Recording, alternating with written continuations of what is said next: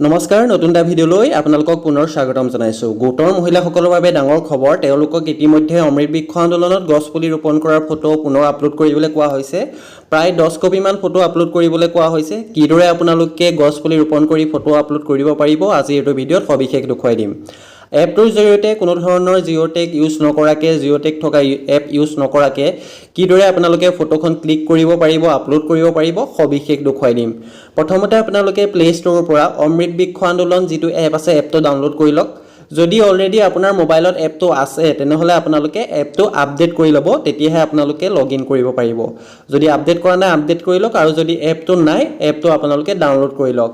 এপটোৰ জৰিয়তে কিদৰে কৰিব পাৰিব আজিৰ এইটো ভিডিঅ'ত সেইটো দেখুৱাম। যদি ৱেবছাইটৰ জৰিয়তে কিদৰে কৰিব লাগিব তাৰ ওপৰত যদি আপোনাৰ ভিডিঅ' লাগে তেন্তে কমেণ্ট কৰি জনাব, তাৰ ওপৰতো মই এটা ভিডিঅ' বনাই দি দিম। যিসকলে জিঅ'টেক ইউজ কৰি পেলাই ফটো ক্লিক কৰিছে বা ৱেবছাইটৰ জৰিয়তে যদি আপলোড কৰোঁতে কিবা অসুবিধা পায় তেন্তে কমেণ্ট কৰি জনাব। অমৃত বৃক্ষ আন্দোলন এপটোত ডাইৰেক্ট আপোনালোকে ফটোখন ক্লিক কৰিলে কোনো ধৰণৰ জিঅ'টেকৰ প্ৰয়োজন নহয়। আৰম্ভণিৰ পৰা শেষলৈকে ভিডিঅ'টো ভালদৰে চাই থাকিব, সকলো তথ্য দিবলৈ চেষ্টা কৰিম। প্ৰথমতে প্লে ষ্ট'ৰত আপোনালোকে অমৃত বৃক্ষ আন্দোলন বুলি চাৰ্চ কৰক। চাৰ্চ কৰাৰ পাছত আপোনালোকে এপটো দেখিবলৈ পাব। মোৰ অলৰেডি ইনষ্টল হৈ আছে সেইবাবে অপেন বুলি আহিছে। যদি আপোনালোকে ইনষ্টল কৰা নাই ইনষ্টল কৰি ল'ব। অপেন কৰি দিয়াৰ লগে লগে তলত আপোনালোকে অপশ্যন দেখিবলৈ পাইছে হোম, ৰেজিষ্ট্ৰেশ্যন আৰু লগ ইন। আৰু যিসকলে নতুনকৈ ৰেজিষ্ট্ৰেশ্যন কৰিম বুলি ভাবিছে ৰেজিষ্ট্ৰেশ্যন অপশ্যনত গৈ ইয়াত আপোনালোকে গোটেইখিনি অপশ্যন পাই যাব। তাত গৈ আপোনালোকে ৰেজিষ্ট্ৰেশ্যন কৰি ল'ব পাৰিব। আৰু যিসকলে ৰিনিউ কৰা নাই ৰিনিউ ৰেজিষ্ট্ৰেশ্যন কৰি ল'ব। ঠিক আছে, যদি ৰিনিউ কৰা নাই প্ৰথমতে ৰিনিউ ৰেজিষ্ট্ৰেশ্যন কৰিহে আপোনালোকে ফটোখন ক্লিক কৰিব। তাৰ পাছত আহিব আপোনালোকৰ লগ ইন কৰা অপশ্যনটো। লগ ইন অপশ্যনটো ক্লিক কৰি দিব। লগ ইন অপশ্যনটো ক্লিক কৰি দিয়াৰ লগে লগে আপোনাৰ যিটো ৰেজিষ্টাৰ মোবাইল নাম্বাৰ, অৰ্থাৎ অমৃত বৃক্ষ আন্দোলনত যিটো মোবাইল নাম্বাৰ আপোনাৰ ৰেজিষ্টাৰ হৈ আছে সেই মোবাইল নাম্বাৰটো ইয়াত ফিল আপ কৰিব। তাৰপাছত গেট অ' টি পি অপশ্যনটোত ক্লিক কৰি দিব। গেট অ' টি পি অপশ্যনটোত ক্লিক কৰি দিয়াৰ লগে লগে যিটো মোবাইল নাম্বাৰ দিছে আপুনি সেই মোবাইলত এটা অ' টি পি চেণ্ড হ'ব। অ' টি পিটো আপোনালোকে ইয়াত শুদ্ধকৈ ফিল আপ কৰি দিব। তাৰপৰা যিটো কেপচাৰ আছে কেপচাৰটো ফিল আপ কৰি আপোনালোকে লগ ইন কৰি ল'ব।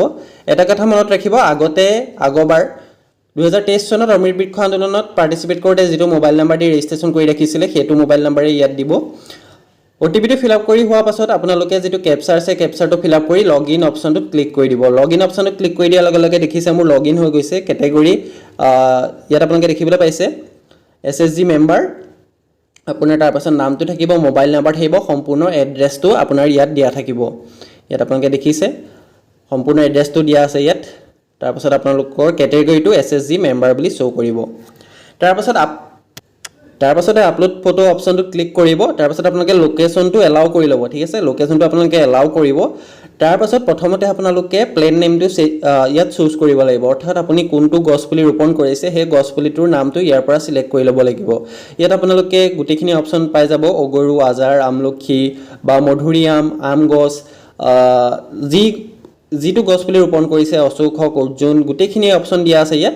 আপোনালোকে যিটো গছপুলি ৰোপণ কৰিছে সেই গছপুলিৰ নামটো ইয়াত চিলেক্ট কৰি ল'ব। মই ইয়াৰ পৰা নামটো চিলেক্ট কৰি লৈছোঁ প্ৰথমতে। এইদৰে আপোনালোকে গোটেই লিষ্টখন চাব পাৰিব কি কি গছপুলিৰ নাম আছে। যদি এই লিষ্টত নাম নাই তেনেহ'লে নাম নথকা আপোনালোকে গছপুলিটো ৰোপণ নকৰিব। ইয়াত যিখিনি লিষ্টত নাম আছে সেই লিষ্টত থকা গছপুলিখিনিহে আপোনালোকে ৰোপণ কৰিব। ইয়াৰ পৰা আপোনালোকে যিকোনো এটা গছপুলি আপোনালোকে চিলেক্ট কৰি ল'ব। গোটেইখিনি এবাৰ ভালদৰে চাই ল'ব কি কি আছে। তাৰপাছত আপুনি যিটো ৰুম বুলি ভাবিছে সেইটো আপোনালোকে চিলেক্ট কৰি ল'ব। মই মধুৰিআমটো চিলেক্ট কৰি লৈছোঁ। তাৰপাছত অপেন কেমেৰা বুলি যিটো অপশ্যন আছে অপেন কেমেৰা অপশ্যনটোত আপোনালোকে ক্লিক কৰি দিব। যদি আপোনালোকে অপেন গেলেৰী কৰে তেতিয়া আপোনালোকৰ গেলেৰীত থকা ফটোখন ইয়াত আপলোড কৰিব পাৰিব। কিন্তু তেনেকৈ অপেন গেলেৰী কৰি যদি আপলোড কৰে তেনেহ'লে আপোনালোকে যিটো জিঅ'টেক আছে জিঅ'টেক লৈ পেলাই আপোনালোকে ফটোখন ক্লিক কৰিহে আপলোড কৰিব। যদি ডাইৰেক্ট অপেন কেমেৰা কৰে, অপেন কেমেৰা কৰি দেখিছে মোৰ কেমেৰাটো অন হৈ গৈছে। ডাইৰেক্ট মই ফটোখন ক্লিক কৰিছোঁ, তাৰপৰা ক্ৰপ কৰি ল'ম, চাইজত ক্ৰপ কৰি পেলাই মই এইদৰে দেখিছে মোৰ ফটোখন ইয়াত আহি গৈছে। ডাইৰেক্ট আপোনালোকে অপেন কেমেৰা কৰি পেলাই ফটোখন ক্লিক কৰিব। তাৰপৰা আপলোড অপশ্যনটোত ক্লিক কৰি দিয়াৰ লগে লগে দেখিছে image has been uploaded successfully, your plant ID is আমুক, অৰ্থাৎ আপোনাৰ লগালগ আপোনাৰ ফটোখন আপলোড হৈ যাব। তাৰপাছত আপোনালোকৰ প্লেণ্ট IDটো শ্ব' কৰিব। টোটেল ফটো আপলোড দেখিছে আপোনালোকে 1 আহি গৈছে। তাৰপাছত মই পুনৰ আৰু এখন ফটো ক্লিক কৰিম। এইদৰে আপোনালোকে পুনৰ নেক্সট যিটো গছপুলি ৰোপণ কৰিব সেই গছপুলিৰ নামটো ইয়াত চিলেক্ট কৰিব। আজাৰটো মই চিলেক্ট কৰিছোঁ, অপেন কেমেৰা কৰিম।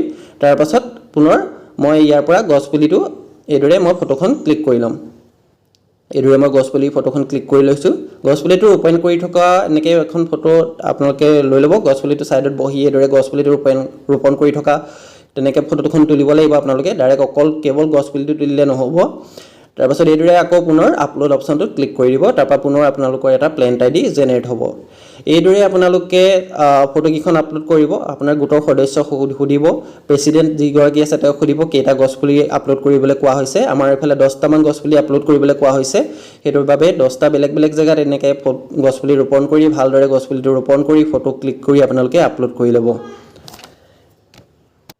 এয়া দেখিছে আপোনালোকে এইদৰে মই ফটোকেইখন আপলোড কৰি লৈছোঁ টোটেল মই 10খন ফটো আপলোড কৰিম আপলোড অপশ্যনটো ক্লিক কৰি দিলে লোডিং হ'ব যদি লোডিং হৈ থাকে তেতিয়া গম পাব চাৰ্ভাৰটো অলপ ডাউন চলিছে অলপ সময় ৱেইট কৰি দিব তাৰপাছত পুনৰ আপোনালোকে চেষ্টা কৰিব যদি কিবা অসুবিধা পায় তেন্তে কমেণ্ট কৰি সুধিব ফটোখিনি আপলোড কৰি হোৱাৰ পাছত আপোনালোকৰ হোম পেজটোত দেখিবলৈ পাব ইয়াত দেখিছে ইমেজ আপলোডেড 10 অৰ্থাৎ মই 10খন ফটো আপলোড কৰিছোঁ ইয়াত আপোনালোকে তলতে চেক কৰিব পাৰিব তাৰপৰা প্লেণ্ট লিষ্ট যিটো অপশ্যন আছে তলত আপোনালোকে দেখিবলৈ পাইছে হোম মাজত যিটো প্লেণ্ট লিষ্ট অপশ্যন আছে তাত ক্লিক কৰিলে আপোনালোকৰ এইদৰে কি কি গছ পুলি ৰোপণ কৰিছে কিদৰে ৰোপণ কৰিছে গোটেইখিনি ফটো আপোনালোকৰ ইয়াত শ্ব' কৰিব দেখিছে গোটেইখিনি ফটো মোৰ আহি গৈছে লগতে প্লেণ্ট নেমৰ সৈতে গোটেইখিনি ডিটেইলছত আহি গৈছে ডেট টাইম গোটেইখিনি ইয়াত শ্ব' কৰিছে এইদৰে আপোনালোকে গোটেইখিনি আপোনালোকে চাই ল'ব পাৰিব যদি ডিলিট কৰিবলগীয়া আছে তেনেহ'লে আপোনালোকে ডিলিট অপশ্যনটোত গৈ ফটোখন ডিলিটো কৰিব পাৰিব এইদৰে আপোনালোকে অতি সহজতে অমৃত বৃক্ষ আন্দোলন এপটোত ফটো ক্লিক কৰি আপলোড কৰিব পাৰিব যদি আপলোড কৰোঁতে কিবা অসুবিধা পায় তেন্তে কমেণ্ট কৰি জনাব যিমান পাৰোঁ সহায় কৰিবলৈ চেষ্টা কৰিম ধন্যবাদ